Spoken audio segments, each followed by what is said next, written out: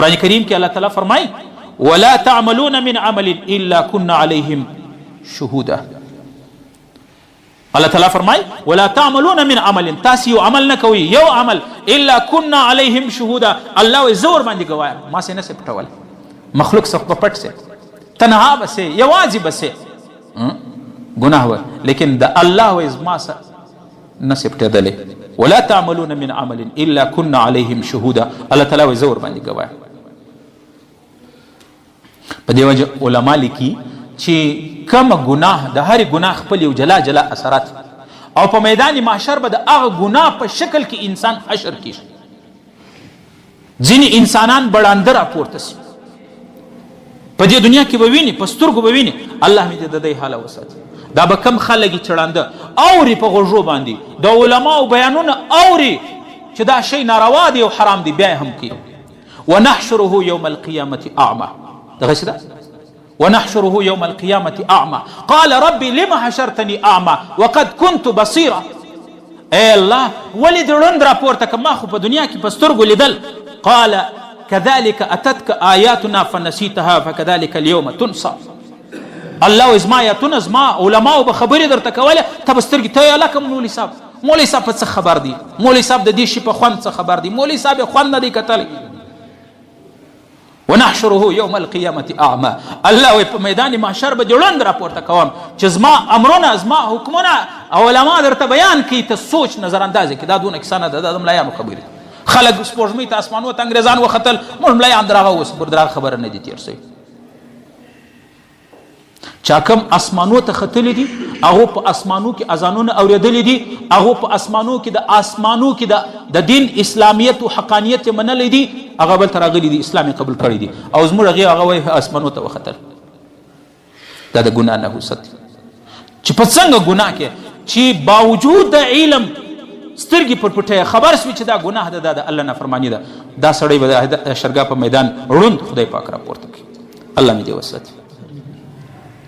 کم انسان چې خلکو ته تکلیف ورکوي په لاس باندې یا په زبان باندې، دا سړی به د مار او د لړم په شکل کې په حشرګاه باندې را روان، مخ به هغه انسان خلک به پیژني پلانی دي، نور به بدن د مار او د لړم دې ته نقصان رسولی. په مجلس کې په دې باندې نغاش جګ کړي، یاره وایي داسې خبر ورته وکړه ټس پسې دی ورک سو، ولاکه بیا تر اخره پورې په مجلس کې خوله ځله پورته کړې. اوس دا دی کمال بولي، خلکو ته تکلیف ورکوي په مجلسو کې چې راسي خلک یاره ولا دا اوس بیا رالی، خو دا داسې پوچ خوله ده، دا اوس بیا څه راته وایي. دا بیا په زبان باندې خلکو ته تکلیف رسول، د خلکو دل ازاری کول، دا سړی به په میدان محشر باندې د مار او د لړم په شکل کې راپورته کیږي. او کم سړی چې د دنیا عاشق وي، د دنیا عاشق، د دنیا حرص و لالچ اخستی، د دنیا مینه او محبت هغه، دا سړی به د سپي په شکل راپورته کیږي. دا شرګا په میدان باندې سپیتی نه دل چې ګوله ورته دی کې دی لکۍ درته دی کې را روان، په دې پوه سي چې دلته غوړ اډ پیدا کیږي، پر مردارو باندې روان. کم څوک چې خپل دین د دنیا په وجه باندې پرېږدي، په شرګا د میدان محشر به د سپي په شکل کې چهره او مخ به هغی، نور به بدن د سپي غوندي. کم عالم چې د علم باوجود په خپل علم باندې عمل نه لري، دا به د خره په شکل کې راپورته کیږي. دا به نور به مخ به نور به شکل د خري. کم سړی چې زنا کوي د الکوانو سره یا د زنانو سره، کم نارینه یا کم زنانه چې زنا کوي، په حشرګاه په میدان به د خنزیر په شکل راپورته کیږي. دا خنزیران تی لیدلي، خنزیر کې دا شی نسته، هغه پر خپل مور باندې هم خیزي، د خپل مور سره د خپل هغه په هغه کې دا دغه نه، د ټولو څه بې حیا په حیوانانو کې بې شرمه حیوان خنزیر دی. اته دا وینې په یورپ کې په د انګریزانو کې بې حیایي ولې ده، سر عام زناوي کوي، ولې ده؟ انسان چې کم خوراک کوي دا خوراک اثر وي، انسان چې کم خوراک کوي دا خوراک اثر وي. اوس په مسلمانانو کې ولې دا ده؟ د ډیر یورپي کمپنیانو کې هغو په دې نتیجه ورسېدل چې مسلمانان بل رقم بې حیا نسو کولی، راسي دا د خنزیر چربي، دا د خنزیر اجزا د دوی په خوراکونو کې ورګډ. هغه اجزا د خنزیر چې اوس د مسلمانان د بهر کمپنی نه پس ورته وخیږي خدای د پاره د بهر اسرائیل او د امریکا نه او د یورپ چې کم کمپنیان دي دا شان پریږدي دا مکوي دا مخوري دا شان په دې کې مې دنیا هم بربادیږي آخرت مې هم بربادیږي. اوس خو رپورټونه راغلي دي چې د خنزیر غوښې د خنزیر چربي دا په عام خوراکي فوډ کې عام استعمالیږي دا یو جزء لازمي بلل کېږي. دغه نتیجه به دا چې زموږ نارینه او زنانې بې حیات زنا به کړي ګرځه به دا نور معلومیږي لکه یو مچ چې پر پزه ناست ولاړ. رسول الله فرمایي مؤمن چې زنا کوي عمل کوي داسې دی لکه یو غرس چرای لکه دومره زور به ورته غواړي.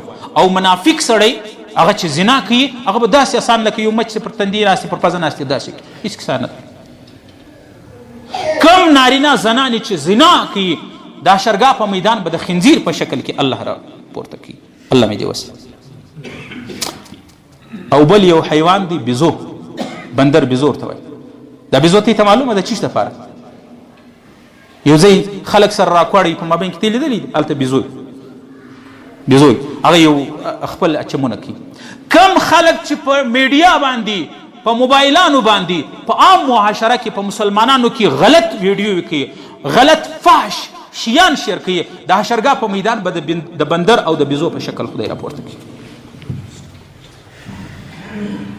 ته خبرې په دې تا پر سټیټس باندې یو ګانا لګولې ده د یو نجلۍ تصویر دې لګولی دی د یو زنان یو بې حیا ویډیو دې شیر کړې ده په میدان محشر به الله رب العالمین به د بیزو په شکل راپورته کوي. دا خو معمولي عمل نه دی چې انسان یې کوي. والذین الله رب العالمین قرآن کې وایي ان الذين يحبون ان تشيع الفاحشه في الذين امنوا لهم عذاب اليم. کم خلق چې په مؤمنانو کې فحش ماحول جوړي الله وي دردناک عذاب به په شرګاو ورکو. یو هغه کې قرآن کې آیت عذاب خزي شرمنده کوونکی عذاب وي د بیزو په شکل به راپورته کیږي. په دې وجه عزیزان په دې خپله زندگی باندې لږ غور وکړو فکر وکړو زما زندگی به څو ورځي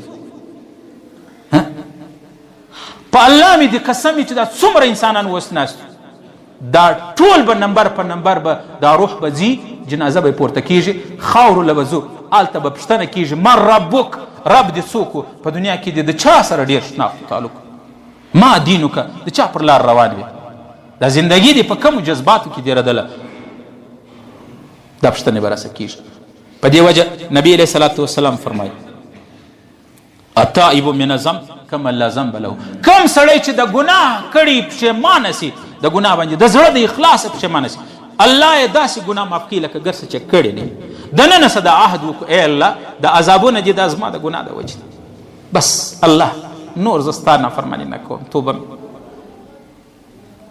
کنی ګناه د دې مثال دی لکه خارش د چا په بدن چې خارش لګېدل دا ځای وګورئ چار څونه ګوروي فرق نه کوي نور خارش ذاتیږي سره نور بیا دا ځای بیا دا ځای بیا جسم بیا ملا بیا جگر بس د خارشي سړي لاس به نه دریږي چې لاسونه ور وتړي دی به په دیوال پورې ځان مړ شي.